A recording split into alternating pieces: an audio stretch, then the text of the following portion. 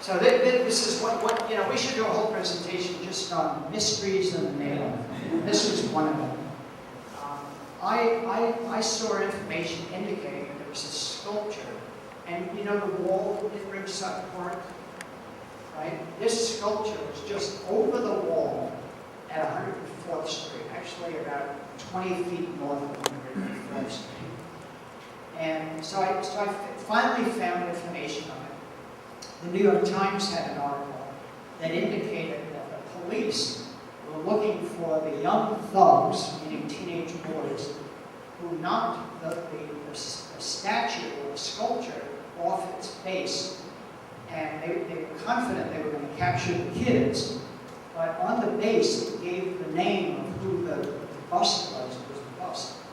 And they asked local people, who is this person?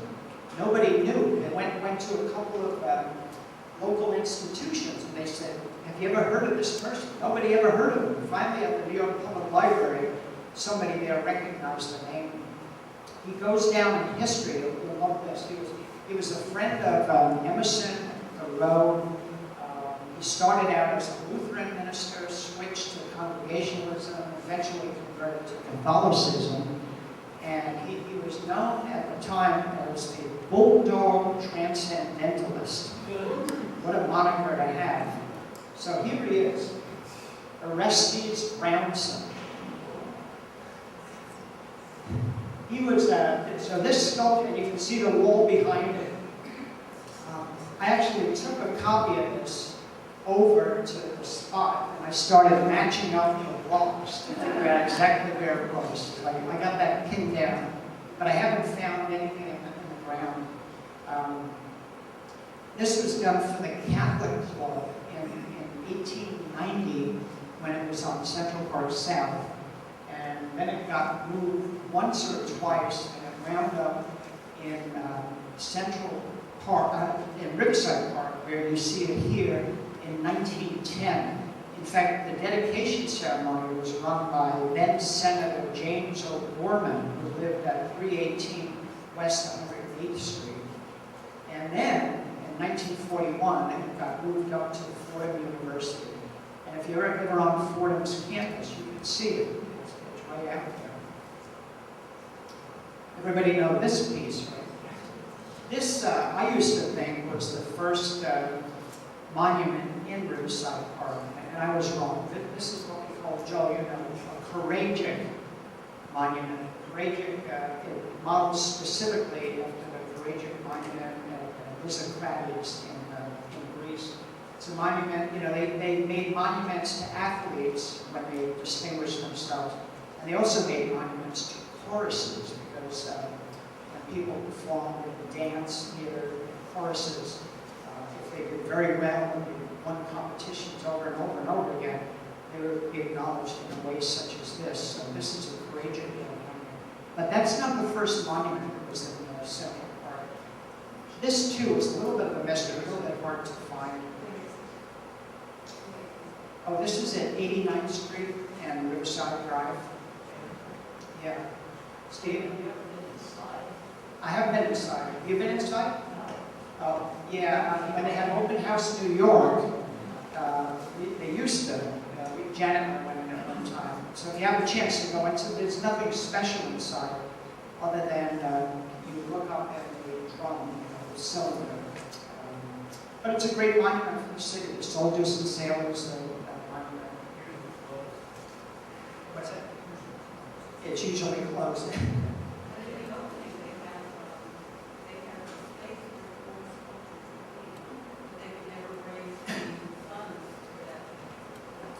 Susan, my good neighbor here, lived at her house, originally right across the street, a bunch of Orestes people. And she was saying that they had spaces for 4 sculptures, but they never raised the funds for that. Yeah. And you know, right across the street is one of those last remaining mansions on the other side of the so-called Weiss Mansion. Isaac Weiss, who made a lot of money with various patents, some maritime things, some early submarine technology, but most famously the automobile battery. That's where he made most of his money. his wife, Julia Wright, and he's also famous. Anybody play serious chess? I don't, but there's the Rice Gambit. That's named after the guy that lived in the mansion, which later on got purchased by one of the two Straus brothers, who had the other building up at 107th Street, Riverside. I'm digressing way too much. Isaac Rice's wife, Julia, was either the first, second, or third female doctor in the United States. She graduated from the New York Medical College, which doesn't even exist. The woman's New York Medical College, which doesn't even exist anymore. And she also started the New York Society for Suppression of Noise. And then the Rice Museum was known as Villa Julia, in deference to her. She was a force, okay? But anyhow, I can't show you a picture of the Rice Mansion with this earlier sculpture, but in Michael Susi's book on the upper west side, you can turn right to this postcard view of the Rice Mansion with a picture of George Washington's statue. This is the statue that was on that site from 1884 to 1889. And then they moved it to the Met. And the Met didn't own it. It was owned by the city of New York. So a few years later, they moved it back into City Hall, where it is today. So if you have the opportunity to go to City Hall, you'll see this copy of George Washington. The original one is down at the state capitol in Richmond, Virginia. Speaking of George Washington, look at the size of this, especially compared to the people here. I love to show this just to remind myself and all of you that the 1939-1940 World's Fair, and it's the first World's Fair after about 125 World's Fairs that looked to the future. Every World's Fair before that looked to the past and recounted great inventions and achievements and stuff. 40 World's Fair had a futuristic theme to it. But the excuse for even having the fair was the 150th anniversary of George Washington taking the oath of office to be President of the United States, right down on the corner of Wall Street, right across the stock exchange there. And this 68-foot-high statue of Washington was created, and then, like many buildings after the World's Fair, just deconstructed and kind of it's completely lost. The World's Fair was out in Queens, Flushing Meadows area, but now it's a park. In fact, it's the busiest park in the whole city now. It's even busier than the Central Park, mainly because of football games. Anybody recognize this? This is a tough one. This looks like something out of the next Star Wars movie, but this was actually a plan, so in a simple sense, it would have been a sculpture. Noguchi, excellent. Wow. Oh, stand up and take a bow. You're going to have some MacMonnies. No, that's. How did you know that? Did you go to that Noguchi? Yeah. Noguchi, Isamu Noguchi, who lived for a brief period at 382 Central Park West. That doesn't exist anymore. That's where Park West Village is today. But in the earlier days, it was between the Pasteur Institute and the Reconstruction Hospital, building right on Central Park West. Noguchi lived there for a short period. But he partnered with the great Louis Kahn. You know, Louis Kahn, there's 4 freedoms at the bottom end of Roosevelt Island. He just opened up for years ago. There's a movie on Louis Kahn, which is spectacular. Noguchi and Louis Kahn conjured up a redevelopment plan for Riverside Park. And this was just a part of it. This was way too much ahead of its time, so it pretty much got shot down. This was going to be the Adele Levy playground. Adele Levy was heir to the Rosenwald and the Sears Roebuck fortune. And this was in the early 60s. And unfortunately, during the Lindsay administration, the plan just ran out of steam. It would have changed Riverside Park in ways we can't even imagine. And finally, we get up to Straus Park. We've covered this with 2 presentations before, so I won't do it again, other than to show you this again. And they have a chorus of 300 youngsters from the Educational Alliance downtown, with thousands of people that turned out for this. The Straus family really wanted to keep this simple. There's no names here, there's nobody up on a horse, there's no pedestal. It's a very welcoming place. You can sit on the bench there. There's a pool around, there's a pool right in the middle there. Part of the ceremonies, they had about 30 young girls come and drop flowers right into the pool. The water obviously harkens a little bit back to their demise on the Titanic. But it's also water is a life force in terms of imagery and whatnot. Had it rained that day, the rain tonight, they would have conducted the same ceremony in the Bloomingdale Public School, which is right here on the next block. It got replaced by a modern building, but before that happened, there was an earlier building, 1900 vintage, a typical Riverside public school. Charles B.J. Snyder also lived in a neighborhood, was the architect. Yeah, this was 19, let me be careful, either 13, 14, or 15. 15, April 15, 1915. Thank you. Yes.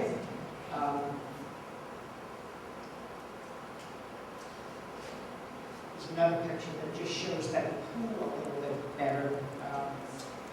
A little more detail I'll give you on this will really just go again to the sculpture and the architect. And again, I'll emphasize that most all sculpture memorials have an architect on them. In this case, the architect is Evarts Tracy. I apologize for this digression. He was the great-grandnephew of Senator Evarts, Senator William Evarts. Senator William Evarts was involved in 3 of the most famous trials of the 1860s, 70s, and 80s. One of them was he crossed party lines. He was a strong supporter of Lincoln, if I remember correctly. But he actually wound up becoming the lead counsel for defending President Johnson when he was under impeachment. Remember any of that history, Johnson was not impeached by 1 vote. So he also defended Henry Ward Beecher. Henry Ward Beecher was accused by one of his female congregants of having an affair. And he's also the man who was intricately involved with the outcome of the famous election of 1876, where Senator Tilden basically gave up the fight for the good of the country. Said, I trust the people, and instead the president became Rutherford B. Hayes. So that was his great granduncle. Another one he's related to is Archibald Cox. I'll give you exact relationship. He's also related to anybody know Maxwell Evarts Perkins, one of the great, in fact, probably the legendary editor of all time. Editor Thomas Wolfe, Fitzgerald, Hemingway, and all the greats from that period who worked closely with Maxwell Evarts Perkins. There's a picture of Evarts Tracy. Henry Augustus Lukeman, of course, was a neighbor of ours living on 160th Street. When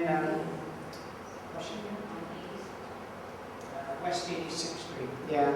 When Gutzon Borglum, again, we usually associate him with Mount Rushmore. Before that, they hired him to do that nefarious, it was going to be the world's largest sculpture at the time, the Confederate Generals Memorial on Stone Mountain, just outside of Atlanta.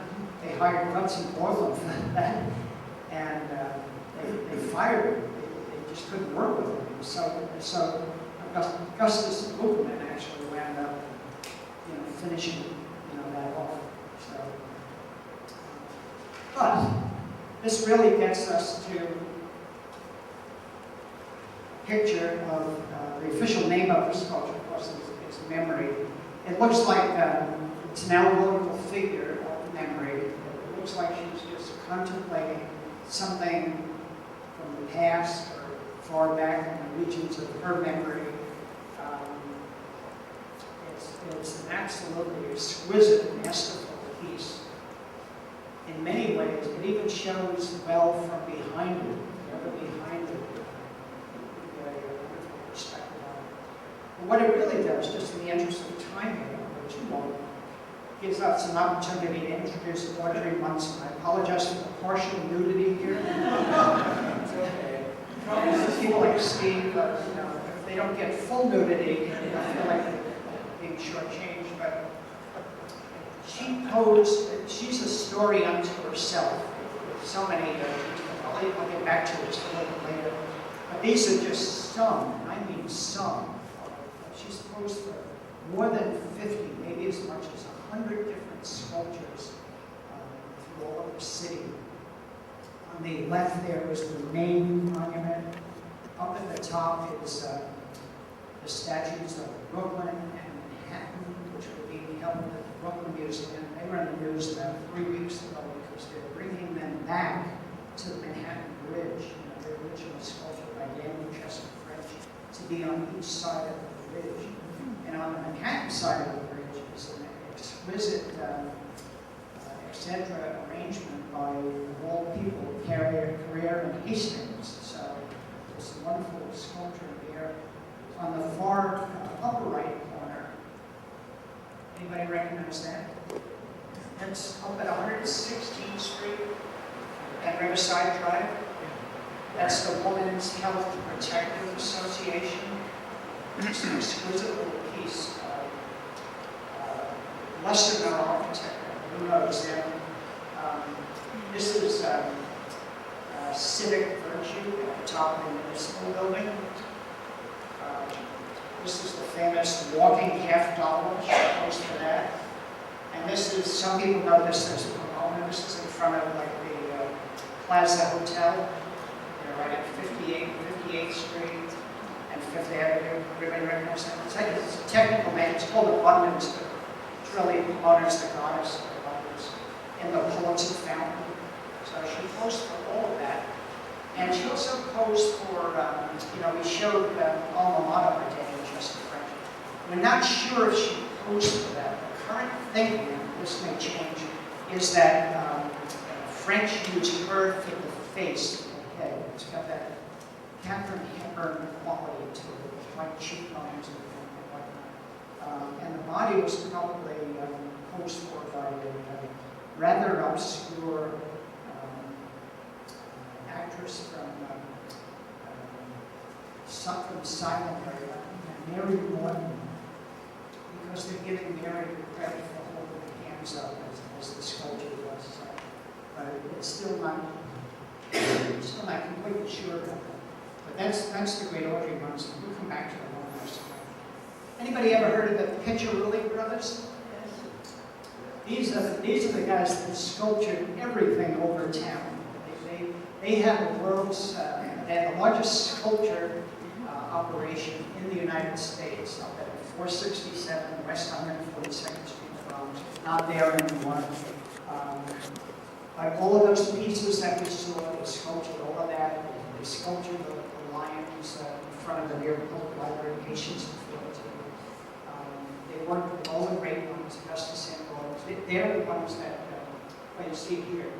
They sculptured the Lincoln Memorial. They sculptured Lincoln and the Lincoln Memorial up in the Bronx in pieces, and then it was brought down by train and assembled. That's what they're doing. They're assembling. These guys did it all. They're absolutely incredible.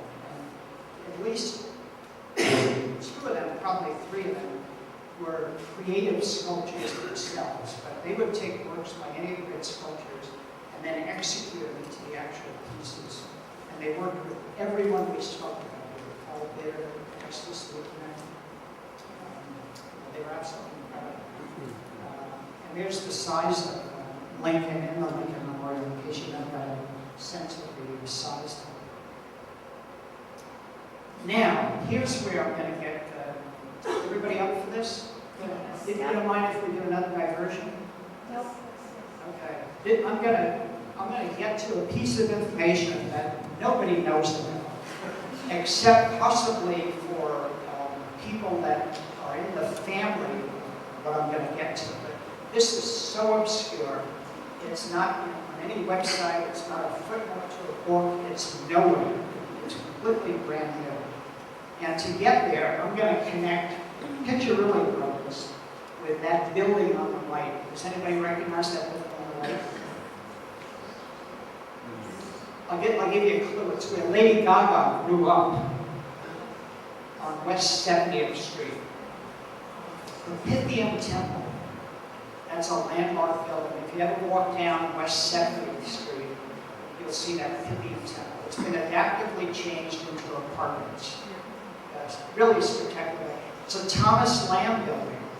When we beat to death the Riverside Church, the Riverside Theater, and the Riviera Theater, those are both Thomas Lamb theaters. He's a great theater architect of all time.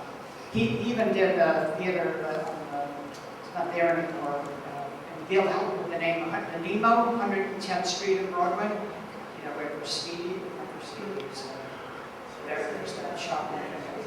Yeah. He did the theater there, but he's done so many other renowned theaters, some of the great blues theaters he's done. So that's Thomas Lamb. On the left side here, I show you that all the brothers in the Piccirilli family have names. The one that was called Masaniello called himself Thomas. And Thomas Piccirilli had a son, Albert Piccirilli. Albert Piccirilli had a son who we named Albert Piccirilli Jr. Albert Piccirilli called himself Al Rex. So who cares about that, right? Well, let's go back to the Pythian Temple.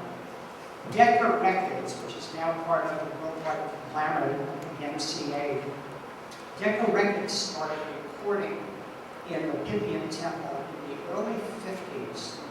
And in April of 1954, they recorded a record that a group took to the number 23 position on the charts, the national charts. Nobody thought much of it. The following year, a movie came out, Blackboard Jungle, and it catapulted their song, Bill Haley and Comments, right up to number 1 on the charts for 8 weeks. It became the first really popular rock and roll song. It's probably not the first rock and roll song, the first really popular one. That was recorded in the Pythian Temple, as was Billie Holiday, who lived in Hollywood for a while on West 99th Street, and the late Buddy Holly stuff was recorded there as well. So, why do I mention that? Bill Haley in the Comments had a guy who played bass, and as part of their routine, I apologize for all this arcana, the guy who played bass was very animated, and he had this ability to jump up on the bass, to stand up on the bass, not a bass guitar, the ability to jump up on the bass while he's still playing it, and the ability to jump on his back and play stand-up bass while he was still playing. So I apologize for these next pictures, but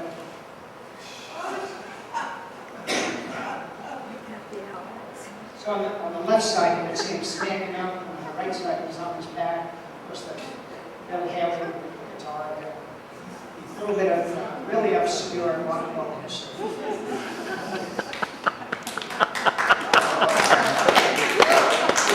Way too kind. All right, here's some more interesting detail. The great sculptor Frederick MacMonnies sculptured this piece called Civic Virtue in 1922. This is the sculpture that everybody loved to hate, mainly because the male figure there, his foot is on the head of 2 females. And as a matter of allegory and Greek story, there are 2 evil sirens. So it's maybe not as bad as it appears to be, but it doesn't look all that great. So.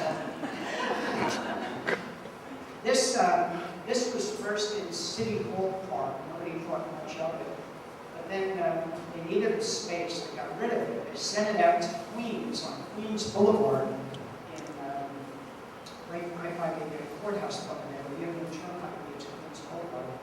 Joe, you and I have been out there, Nancy has been there, and then it started getting very decayed and whatnot. And here we see it in Greenwood Cemetery. They were good enough to agree to take it and refurbish it. When the Piccirilli Brothers carved this piece, this Civic Virtue in 1922, this was thought to be the largest piece ever carved in marble since Michelangelo's David.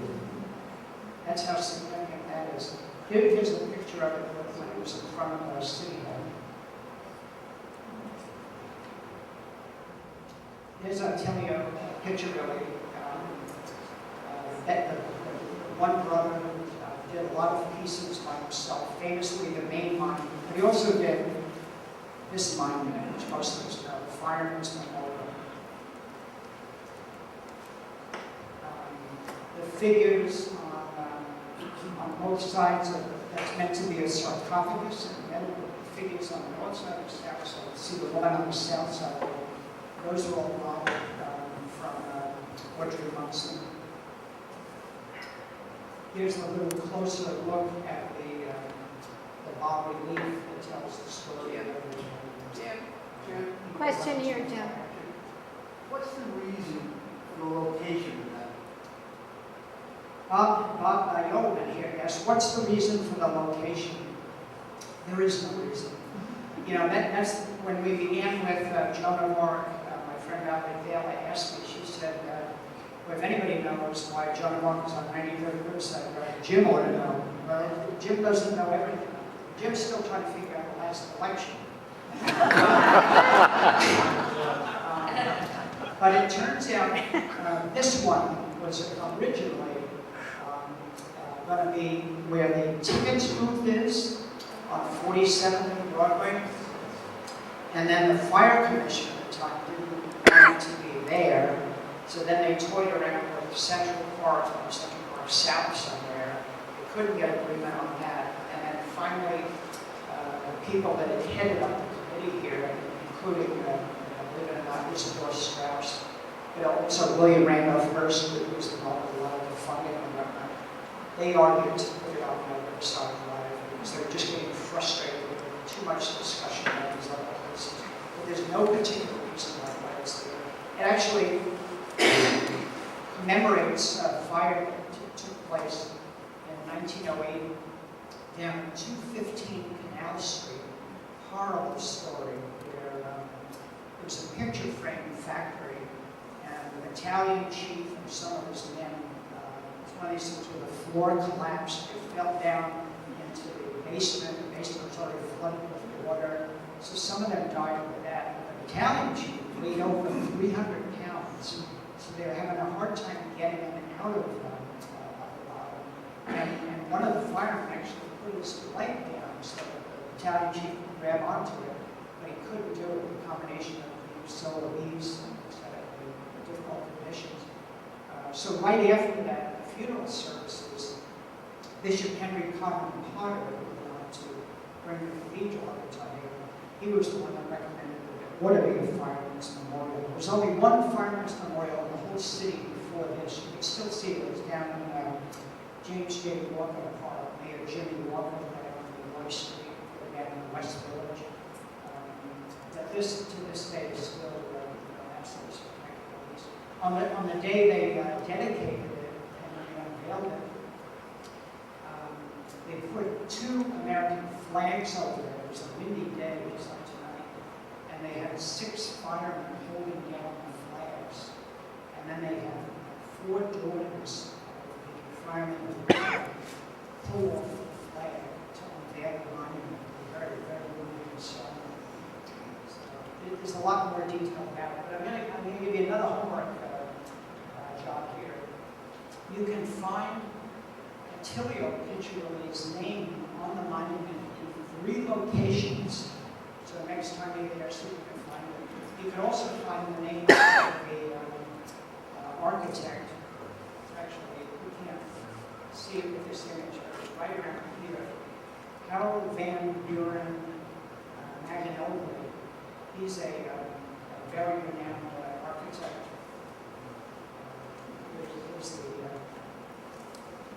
Here's one of the two outdoor figures here on the north and south side. What's the name of that? What's that? What's the name of that masterpiece? One is called Duty, and the other one is called, I forget. There's just the direction of the notes. On the south side here, one's called, on the north side it's called Sacrifice. On the south side it's called Duty. This one, Duty, if you look really carefully, you'll see the nose has been repaired. That was a common problem with sculptures. Usually they lose the sword or something that sticks out, but noses are not pretty commonly. In fact, Carl Ruthie, when he did that movie, you can check on YouTube, and they restored a lot of the sculptures around the city. They emphasized how they repaired the nose. So in 1930, they did a restoration. And then another restoration was done in 1991. That's when they found a copper box that had letters between the architect and some people in the fire department. So, but I'm keeping everybody way too long. The sculpture of the monument won the competition to do the war memorial for Robert Fulton, centennial. Fulton's ship went out the Hudson River, they called it North River, in 1809. 100 years later, they were going to build this stadium at the foot of 116th Street where it meets the Hudson River. I'm sorry I don't have a better image, but I thought I'd just give you a sense of that scale. He's done things all over the world, and this is just a few, Jan, you may remember this, in Kansas City. Kansas City has one of the top 5 train stations in the whole country. And then he did this World War I memorial, which pretty much defines the city. This is modern Kansas City. So, Harold Van Buren, his grandmother was the cousin to President Van Buren, and his mother, I think, was the sister of Edwin Booth's first wife. So let's begin to wrap it up here. There's Audrey Munson. She lived in a few different places in her city. I've only listed 2 here that are kind of on the Upper West Side, but she lived further up Broadway, 4,441 Broadway, and she lived on West 239th Street for a while. But in 1930, and she was discovered in our neighborhood. She was walking by the Lincoln Arcade. It's a question every so often in the New York Times or historical circles. Lincoln Center was named after Abraham Lincoln. And the answer is absolutely no. Because before there was Lincoln Center, there was the Lincoln Arcade. A number of the Ashcan painters and studios there, George Bellows, Sloan for a while. And there was a photographer there who saw Audrey Munson walking along the street, and he invited her in to take pictures that quickly circulated within the artistic community. But she more than proved herself, not just because of her beauty, admittedly that was her main capital, but she had this uncanny ability, much as been written about it, to pose in a way that just evoked the values that they were trying to eke out of the sculptures that they were creating. I just loved the way she did that. She was the favorite model of all the great sculptures, for reasons that I want to fully appreciate. But in 1931, she left the city, her and her mother, back to the little town they came from, upstate New Mexico, New York. You'll have a hard time finding out on the maps, but it's like north and west of Syracuse. And for reasons that are a little bit complicated, she gets put into a St. Lawrence Psychiatric Center. This is in the 1930s. Put into the St. Lawrence Psychiatric Center in Ogdensburg, New York, which is right on the St. Lawrence Seaway. And she stays there for 65 years. Oh, God. You may have noticed, those dates, that's not a typo. She was born in 1891, and she died at age 104 in 1996. It's an incredible story. Again, there's much more to it. Eventually, this will be a movie, maybe an opera. There's so much depth here. It's fascinating. And we can pay final homage to the Piccirilli Brothers by, again, showing one of their masterpieces, or a great fireman's memorial. A couple of things here. The building on the left is the old Peter Dolger mansion. Dolger was one of the breweries in the city. Notice the street lamps at the bottom of the steps. The water picture in front, that is dedicated to the fireplaces. That's right. There's Yeah. the bronze relief above showing horses. That's right. Mary's bringing out the dedications of the horses. And in 1927, the ASPCA put some wording in the front of it that connects with all of the horses that did heroic work. Notice also the bronze bas-relief is not there. The original bas-relief was done right in the Tennessee limestone. It got replaced in the 1940s, I believe, because they had worn away too much. So the good news is that now when you look at bas-relief, you can kind of see what's the essential part of the story. So thank you so much for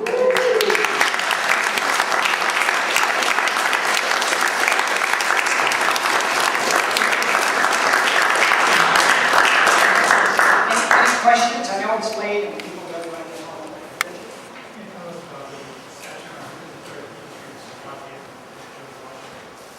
Richard's referring to the sculpture on 113th Street and One Side Avenue, not One Side Drive. It's the, I guess, totally the same color as the Statue of Liberty. There was a piece there, Lafayette in Washington. You can go there and contemplate it. There's the more detailed stuff now funded. You know, every one of these sculptures took private funding. They're typically raised among school children and stuff like that. Bartoli also gave us another piece of Lafayette in Union Square Park. Steve, real quick? Yep. Why was there so much objection to the sculpture? Can you repeat that, Jim? Yeah, Steve's asking, why was there so much objection to the great god Pan sculpture that's now on Plumby's Gallery? Really just the subject matter. If you look closely at it next time you're there, you'll see this horrible looking guy. You know, again, the people living in the Dakota, all sorts of famous people who've been in the 1880s, they didn't want to look out their window and look at that. And curiously enough, Peter Pan, great James M. Barrie play that becomes a Mary Mark music, and that is essentially has the same source. You know, it's this person living in nature and whatnot. But you know, when it's represented this way, it's the body of a goat, and it has a horrible looking head. So even Columbia moved it around and had it a few times. They but enough said. Just fascinated by the pictures of Broadway pedestrian mall going into March National, or whatever wonderful last name. Park Avenue, or had a pedestrian mall, but I didn't see it in the dedication of the Straus Park. It should have been there. Yeah.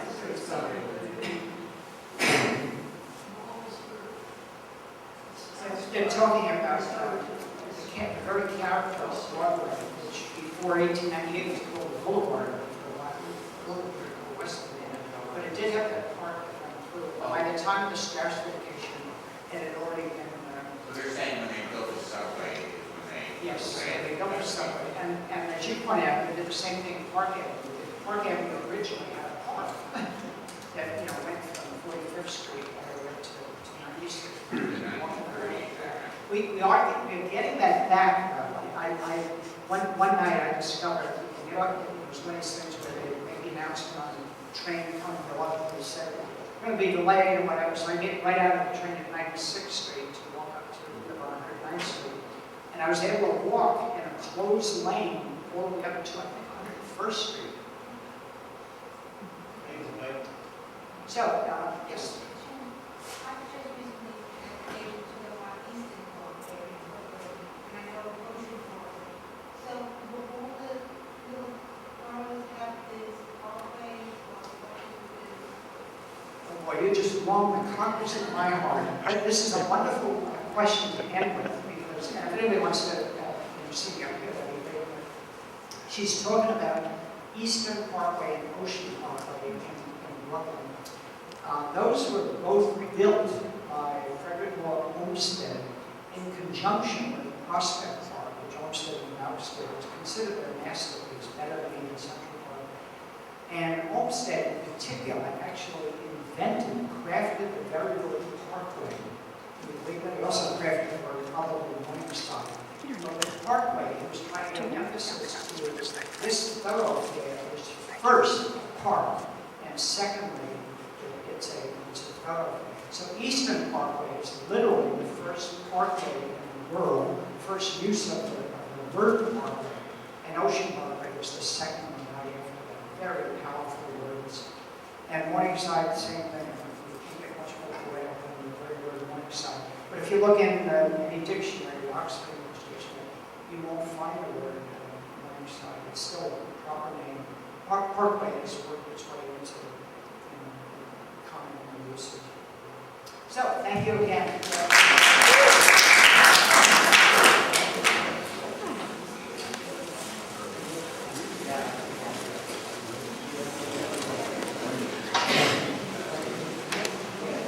Is in power, and that's why we got the pedestrian bridge on 151st Street, because Denny Farrell wants his community to be able to walk to the park.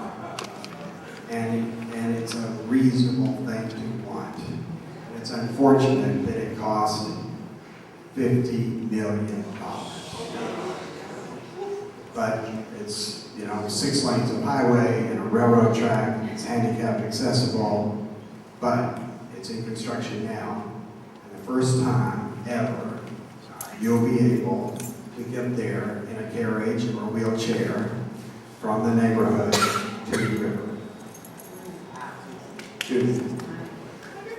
Talk a little bit about the additional historic research you've done and how if your thoughts about the history of the park or the way the ideas were changed at all since the first time. So it's a the Riverside Park history is a complicated design history. There's Frederick Homestead, there's Gilmore Park, and there are these monuments. And the basic story is that you can't attribute it to any one designer. And Margaret Bragg, who's the Riverside Park landscape architect, and I've had some pretty good conversation about what is the character of the landscape, especially in the 1930 era next to the highway. And so at any rate, short answer is, it's a long discussion.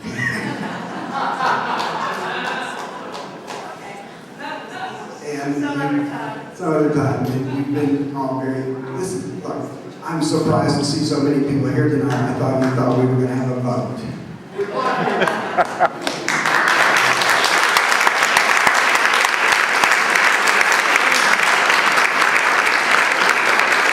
If your question wasn't answered, I'll hang out up here and you can come up and talk.